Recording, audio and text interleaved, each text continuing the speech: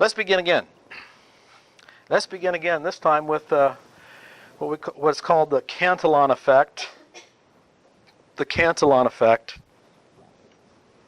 Richard Cantillon was an economist who lived between 1680 and about 1734. When did Adam Smith write his book?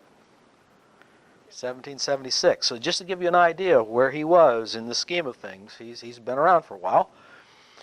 And I'm going to illustrate the Cantillon effect with what I'm calling the little old counterfeiter from Park Avenue West.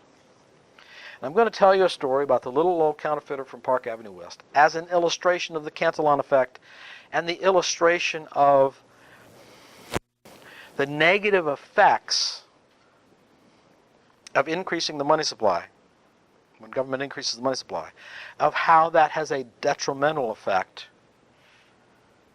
to the economy because it destroys the information value of prices. Again, we said, how do we know that an ounce of gold is more valuable than an ounce of silver? Well, we know it's valuable because it's more relatively scarce. Well, how do we know that? Because of the price. The price of one is a whole lot more than the other. Oh, okay. All right. I got that. So the free market price mechanism tells me stuff that I can waste and nobody cares, and it tells me stuff that I'd be dumber than two rocks if I'm going to waste that. That'd be stupid to waste that. I mean, I could take a vacation on that. Okay. You all know that there's a portion of the city here called Park Avenue West, right? And you know that we're on the west side. Let's say that there is a little old counterfeiter, quirky little guy, and he's an engraver, artistic talent, and he's got mechanical ability. He can print stuff. He's very, very, very talented, and he decides to make his own $100 bills. Now, in my hypothetical example, I'm going to just assert, for the sake of discussion, that his $100 bills are even better than the Bureau of Engraving and Printing's $100 bills. He is that good. You give one to a Secret Service agent, and he thinks his is real, and the real one is phony compared to this. It's that good. I mean, he is good, in my hypothetical example. But he's not a thief. He has no intention of being a thief. He just wants to, he understands demand-side economics, and he just wants to help the local economy.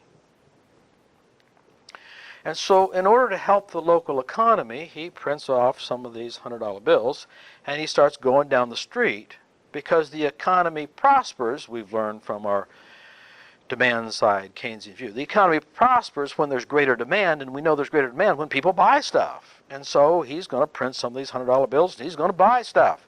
Just like the government could print $100 bills and buy stuff to prime the economy, but he's a little bit different. He only cares about this area and the economic welfare of this area. So first he comes to a Subway sandwich place. And he goes, I've never really had many of these. By the way, do you make these great big long ones? They're like, I don't know, 12 feet long, something like that? Is that how long they are? 10 feet long, 8 feet long, something like that? They're long. They're long. Yeah, we do. 6 feet long, 4 feet long. They're big. Yeah. How much are they? And he says how much they are.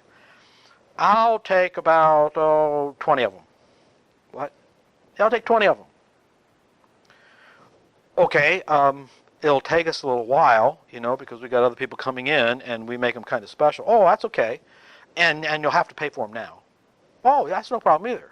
How much is it? And he just pulls out a big old wad of $100 bills that will choke a horse and just starts paying for it, plus a $100 tip, just for promptness,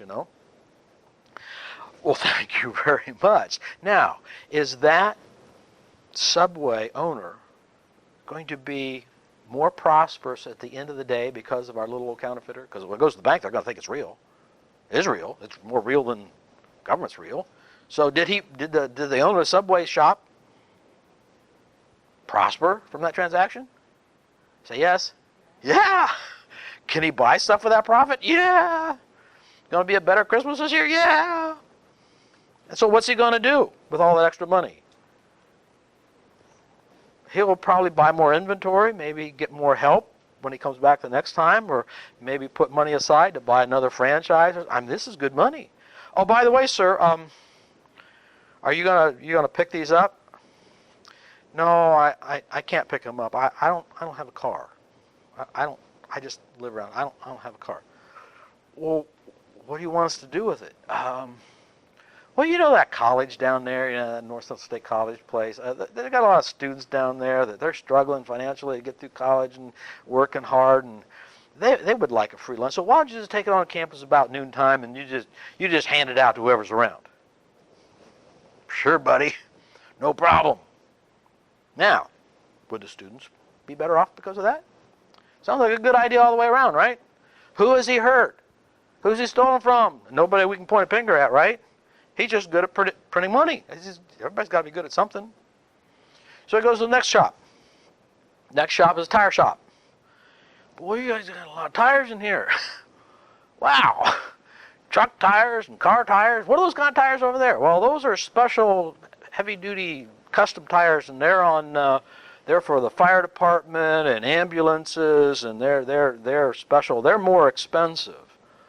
Oh, you got a whole row of them there. How much do they cost? Well, I told you before they're pretty expensive. Well, how much would the whole row cost? Well, let's see here. It would cost about $150 for this one, $100 for that one. That would be about $2,400. I'll buy it. What? Yeah, I'll buy it. Okay, is it going to be a check? Is it a business check or a credit card? No, cash. On you? Yeah. Yeah, here. And they get the little marker out, and they mark it, and it looks good, and all that sort of stuff. He just buys it. Just buys it. Okay, are you got a truck, you're going to take them away, or do you want us to deliver? We'll deliver if you want. I don't have any trucks that need them. What? Who needs those? Well, the ambulance and the fire department. Why don't you just take them over there? Give them, the taxpayers need a break. And just reduce their cost of operation, and some of those, you give to the friendly house and people who really need it. You just give it to people who need it and give it to the municipalities and stuff. Okay, buddy, whatever you say. Now, did that retail tire shop profit from that transaction? Yeah. And are they going to pay some taxes on that? Yeah. And are those taxes going to pay for better roads and fixing potholes and schools? Yeah. And does that tend to get the economy moving? Yeah, profits get the economy moving. And we're getting it moving here, so he keeps doing that shop after shop after shop until he gets all the way down to the end of Park Avenue West or wherever, and they got some car dealerships down there. And he comes in, and they go, you got about, how many cars you got in that lot over there? Oh, about 20. If you add up the sticker price of all those, you got a sticker on all of them? Yeah. Well, I'll just buy them all. What? I'll just buy them all. Okay, but that's a lot of money, and we'll have to make sure your check clears before you get. No, I don't need a check clear. Here's the cash. Here's the cash. Now, is that car company, car retail dealer, is it going to make any money off that? Yeah.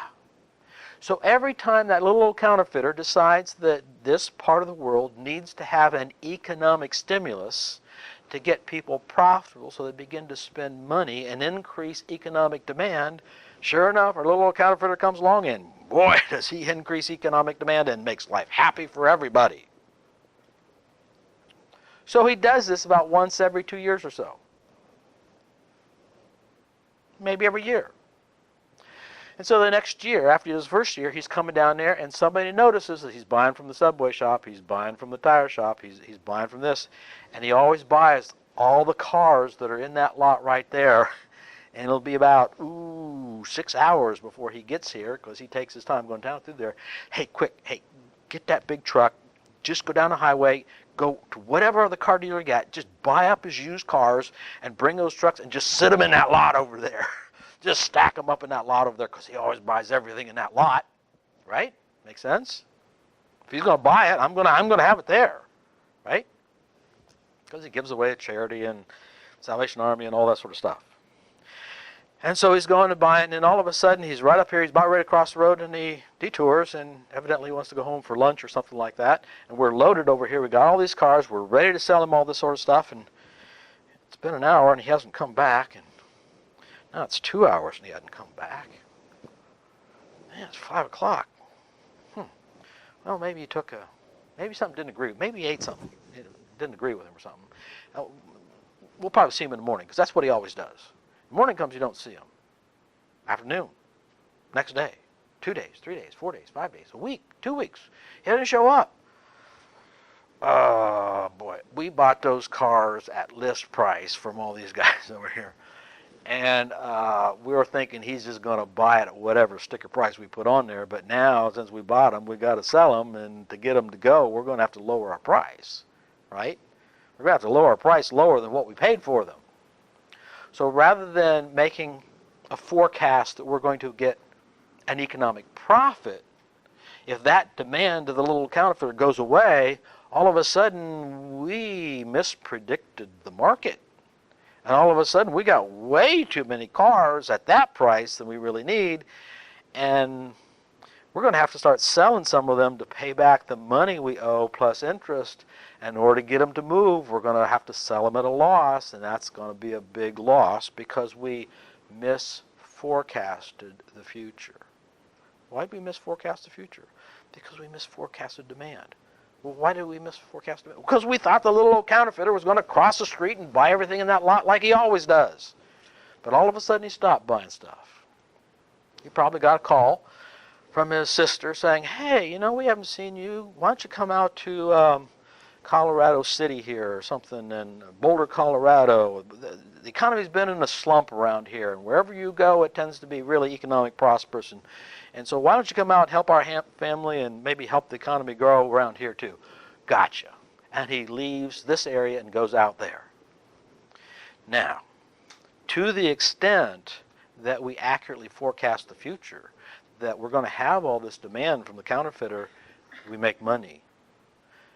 And what is that saying? When that counterfeit comes along, it's telling us that our stuff is really, really scarce.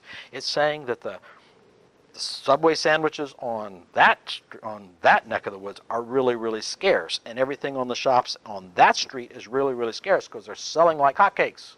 So you raise your price, and so we had the prices all jacked up over there for the little counterfeiter.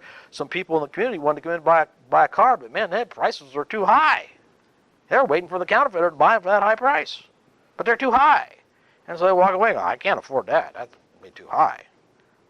But now that they misforecasted the future and this artificial demand goes down and goes away, then all of a sudden he realized they've made a big economic mistake. And when we make a big economic mistake, we lose money. We lose money. Now, the moral of that story is, how do we tie that into the Great Depression? We had the Roaring '20s, in which the Fed doubled the money supply, doubled and then some. And we had the Roaring '20s. And then all of a sudden they quit doubling the money supply, stopped it, and everybody realized, oh, there's not all this demand for stocks that we thought they were. They're not as scarce as what we thought they were. And they began selling. And it seems like, how did everybody make the same wrong bet on stocks all at the same time, and they all suffered the same fate? If I was to ask you, do you think it's going to rain tomorrow or not?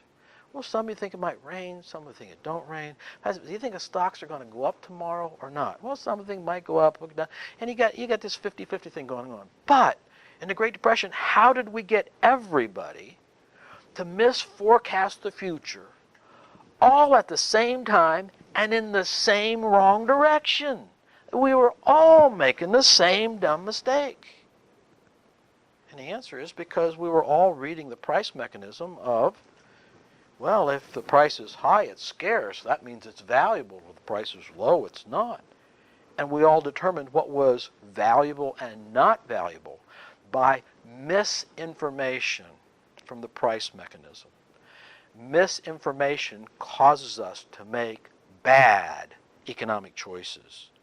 because we don't really know what's scarce and not scarce, because somebody, either the federal government or our little old counterfeiter, is tinkering with the price mechanism, the ratio between how much money there is and how much goods and services there are.